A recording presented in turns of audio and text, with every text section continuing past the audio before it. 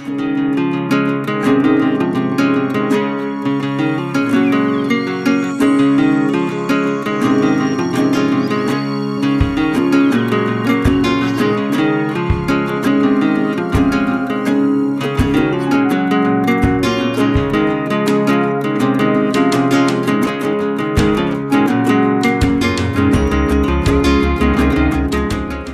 guys, Insanity here with the Indie crew, back again with another gameplay preview from EGX Rezzed 2019.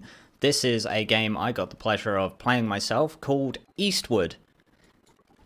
Now, the first thing that really caught my attention and made me want to go and try out Eastward was the pixel art and the graphical quality. One thing that really stood out to me was how smooth and fluid and fun the animation looked in this game. Like, it really popped out to me in a sea of pixel art games. There is a lot of indie games that use pixel art, and sometimes I feel like that's to a crutch, but with this game it was quite the opposite. The art is genuinely wonderful to behold, and the way everything moves and animates is wonderfully smooth. It has a nice crack to it, as you might be seeing as he cracks snakes over the head with a frying pan.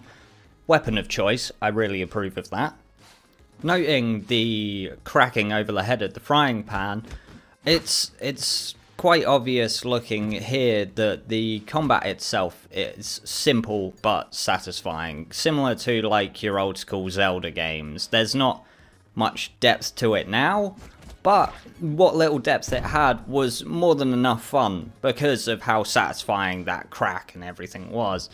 Now, what you'll be seeing here is us moving on to a more puzzly section of the game. Now, starting off, the puzzles may look quite simple, but they work. They work really well. I actually really enjoyed a lot of the puzzles in this game because of a mechanic coming up right here. So this game does a thing where you split between two main characters and you jump between them to solve puzzles. Now at the start here, they're very much separate, the puzzles, but as we go on through this video, you'll start to see that they mechanically merge together and create this kind of crisscross where you've got to keep switching between the two characters to get through areas together. There's a lot of teamwork in this game considering you're playing solo.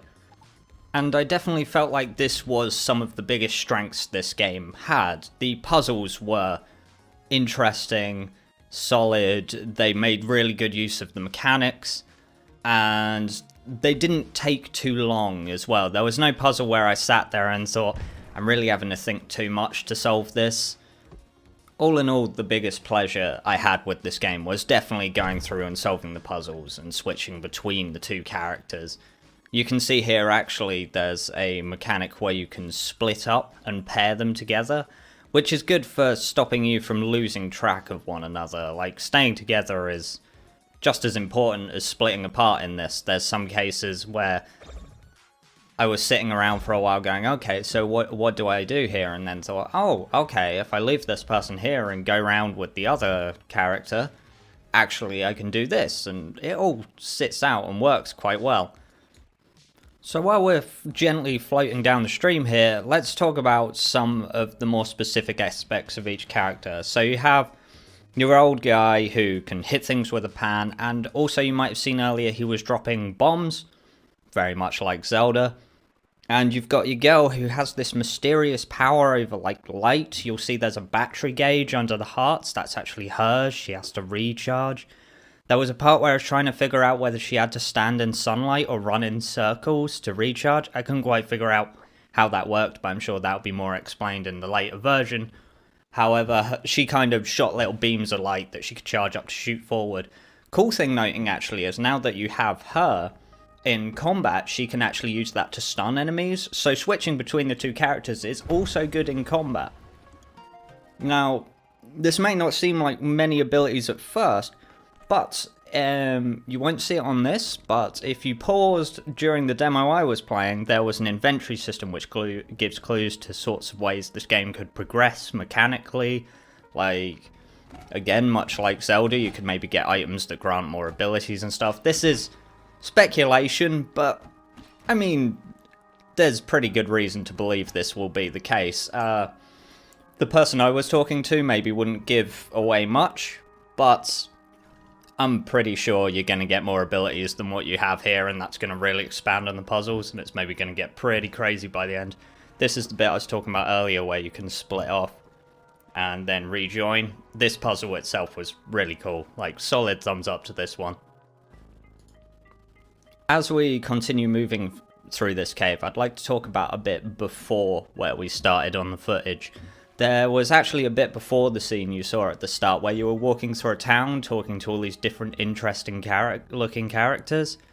It really reminded me of your Earthbound weirdness. There were ones that really clearly weren't human and really surreal. There was one where it was like this light bulb head with diodes sticking out and stuff. It really adds to the sprite art style that these characters are very wacky and weird and interesting to behold. I might have said that twice, but screw it, that's how interesting they were. Now, we're heading closer towards the ending here, and I had a lot of questions up to this point, which were alleviated with the whole inventory system and stuff. It was very much a case of, well, where's this game going in terms of will the map be more open or linear? Turns out this game's actually quite early in development. It's probably got about another 2 years in the oven before we're going to get your nice fresh pie. So we're not 100% sure where that's going to go yet, but if it keeps going like this, with its solid puzzles and stuff, honestly, it could be either to me. Just going through a beautiful world, solving puzzles like this, expanding on the characters, they said it would be very story-driven. I immediately liked the characters, so feel free to tell me a story around these guys. I am more than willing to listen. At this point, I don't have much more to say. From what I saw, I really want to see where this game goes. I'll definitely have to keep it up in my memory banks for when it comes out in a couple of years, because I like this. This seems like a lot of nice, lax fun. So definitely gets my recommendation to keep an eye out for. I'm looking forward to seeing what this becomes, because what they had for so early in development, I really enjoyed. It was smooth, it was polished, it was a lot of fun, the puzzles were great, and yeah. So I'm going to leave that there. That has been me, Insanity, working with Indiecredible. If you enjoyed that or liked that, feel free to like, comment, subscribe, all that fun stuff. Keep track of us. We have podcasts all over the place. I'm not in most of them, so if you hated me, you might like the other guys more. If you didn't hate me, I'm Insanity. You can find me on Twitch TV and Twitter. I do streams of arts, and sometimes I play video games when I have artist block. Tends to be how it works out. But yeah, this has been Eastward, and gets my thumbs up. See you later, guys.